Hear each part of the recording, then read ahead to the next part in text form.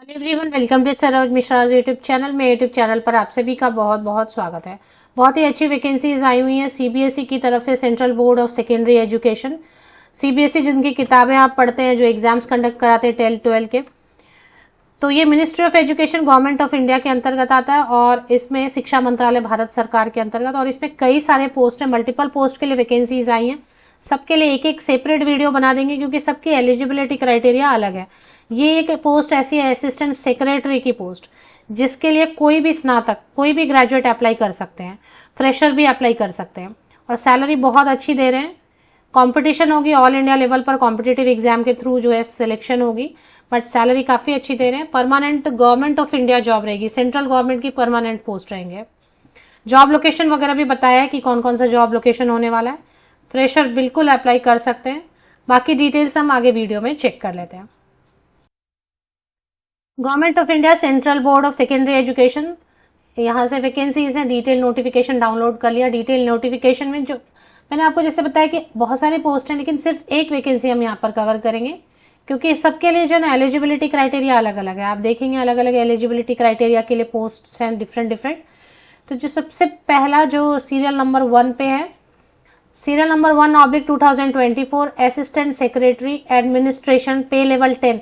पे लेवल 10 जो है ना 57,700 की बेसिक पे है, और काफी सारे अलावेंसेज वगैरह देंगे क्योंकि सेंट्रल गवर्नमेंट की अलावेंसेज जो है ना बिल्कुल अपडेटेड रहती है और टाइमली मिलती है। तो 85,000 90,000 तो starting initial salary per month salary होने वाली है। अपर एज लिमिट 35 ईयर्स है जनरल कैंडिडेट्स के लिए। अगर आप रिजर्व कैटेगरी से हैं तो एज में रिलैक्सेशन दी जाएगी। तो ये जो असिस्टेंट सेक्रेटरी पोस्ट है ना, इसकी पूरी डिटेल में कवर कर देती हूँ, जैसे कि क्या एग्जाम में पूछेंगे और कैसा इनका सिलेक्शन क्राइटेरिया रहेगा।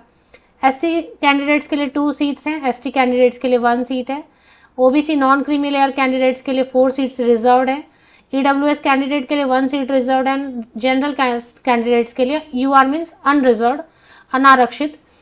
जनरल कैंडिडेट्स के लिए 10 सीट्स रिजर्व्ड हैं। टोटल 18 वैकेंसीज हैं। अगर आपके पास और भी क्वालिफिकेशन है तो और भी वैकेंसीज हैं, उनके लिए अलग वीडियो बना दी जाएगी। तो फिलहाल इस वीडियो पे मेरा जो फोकस है, पूरा का पूरा फोकस है इस पोस्ट के लिए, क्योंकि इसमें कोई भी स्नातक अप्लाई कर सकते हैं। 35 वर्ष या उससे कम उम्र के कोई भी स्नातक, फ्रेशर या एक्सपीरियंस कैंडिडेट आवेदन कर सकते हैं ऑल ओवर इंडिया से। जो खास चीजें इससे रिलेटेड वो देख लेंगे। असिस्टेंट सेक्रेटरी एडमिनिस्ट्रेशन 18 पोस्ट हैं, और इसमें क्या लिखा है देख लेते हैं। ऑनलाइन रजिस्ट्रेशन जो है 12 मार्च से लेकर 11 अप्रैल तक चलता रहेगा। तो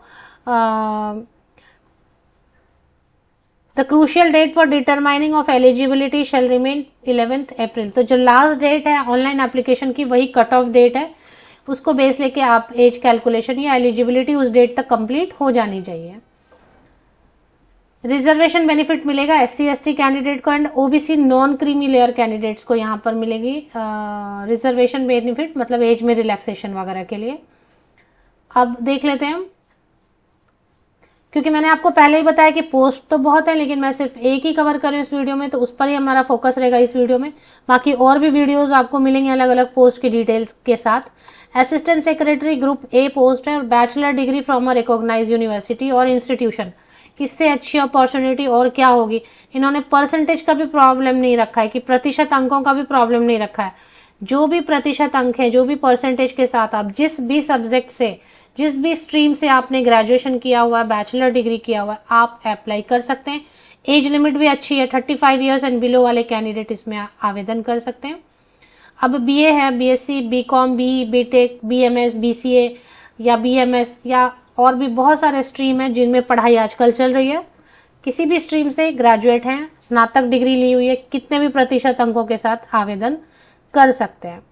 तो थोड़ा बस इस पर ही फोकस रखेंगे, फीस देखेंगे और इसका जो सिलेक्शन क्राइटेरिया के लिए जो सिलेबस वगैरह है, बाकी पोस्ट के लिए आपको अलग से वीडियो मिल जाएगी। तो इसमें एज में अगर रिलैक्सेशन देखना चाहें तो government of India central government के हिसाब से, नॉर्म्स के हिसाब से, एससी एसटी कैंडिडेट 5 साल ऊपरी आयु सीमा में जोड़ लें तो 40 ईयर्स तक के एससी एसटी कैंडिडेट अप्लाई कर सकते हैं। OBC non creamy layer 3 years add कर दें, 38 ईयर्स 38 साल तक के OBC non creamy layer candidate apply कर सकते हैं। एंड पीडब्ल्यूडी कैंडिडेट के लिए 10 ईयर्स की रिलैक्सेशन मिलती है। फीमेल कैंडिडेट, अगर आप महिला अभ्यर्थी हैं तो आपके लिए सबसे अच्छी जो है ना अपॉर्चुनिटी है ये। 45 ईयर्स तक सभी महिलाओं को, ऑल फीमेल कैंडिडेट को 10 ईयर्स की रिलैक्सेशन दी गई और बोल्ड में लिखा है। तो 45 ईयर्स तक की महिला कैंडिडेट जो है आवेदन कर सकती हैं। तो फीस जो डिटेल है, फीस तो बहुत सारे कैंडिडेट के लिए फीस ही नहीं है। SC ST PWD, एक serviceman, all females and CBSE regular employees के लिए नो फी एग्जाम्प्ट किया हुआ, कोई भी फीस नहीं देनी है। बाकी जनरल, OBC, EWS कैंडिडेट जो है group A, group B, group C, उनके लिए, मेल कैंडिडेट्स के लिए, पुरुष अभ्यर्थियों के लिए, जो जनरल, OBC या EWS के पुरुष अभ्यर्थी हैं उनके लिए फीस है 1500 या 1500, क्योंकि ग्रुप A में आया ना तो 1500। ऑनलाइन एप्लीकेशन है, ऑनलाइन पेमेंट होगी। एक बार थोड़ा सिलेबस अगर दिया हुआ है ना, scheme of examination, assistant secretary के लिए there will be 2 tier, 2 exam होंगे आपके। MCQ होगा, एक OMR बेस्ड होगा, मतलब ऑफलाइन मोड में होगा। OMR मतलब OMR शीट आपको दिया जाएगा और वस्तुनिष्ठ प्रश्न रहेंगे, उसमें जो सही आंसर रहेगा ना, करेक्ट आंसर, उसको ब्लैक से आपको मार्क करना रहेगा। और टियर 2 में रिटन टेस्ट रहेगा, डिस्क्रिप्टिव रहेगा, उसमें लिखने को आपको मिलेगा। और उसके बाद जो है ना, इन दोनों को जो क्रॉस कर जाएंगे उनको इंटरव्यू के लिए बुलाया जाएगा। तो जो पहला टियर 1 है, current affair, general awareness, general mental ability, logical reasoning, arithmetic, numerical ability, general Hindi comprehension, general English comprehension, basic knowledge of computer. 150 question, 300 marks के 2.5 आवर्स का टाइम दिया जाएगा। रिटन एग्जामिनेशन में आपको करंट अफेयर और ये सारी चीजें, administration theory, administrative behaviour, principle of organisation behaviour वगैरह थोड़ा चैप्टर आपको देख के पढ़ना पड़ेगा गूगल करके। एडमिनिस्ट्रेटिव लॉ, मतलब एडमिनिस्ट्रेटिव पोस्ट है तो उसके बारे में जो भी थ्योरीज हैं, ऑर्गेनाइजेशन की जो भी थ्योरीज हैं, लॉज हैं, वो सब। और ऐसे राइटिंग होगा हिंदी इंग्लिश में। 320 मार्क्स का होगा टोटल, 3 घंटे आपको मिलेंगे। क्वेश्चन तो क्या हिंदी और इंग्लिश में रहता है। तो पहला होगा टियर 1, टियर 2 में डिस्क्रिप्टिव पूरा देंगे और उसके बाद फिर जो शॉर्टलिस्ट होंगे उनको बुलाया जाएगा इंटरव्यूज के लिए, मतलब 3 जो है ना उसमें हो जाएंगे।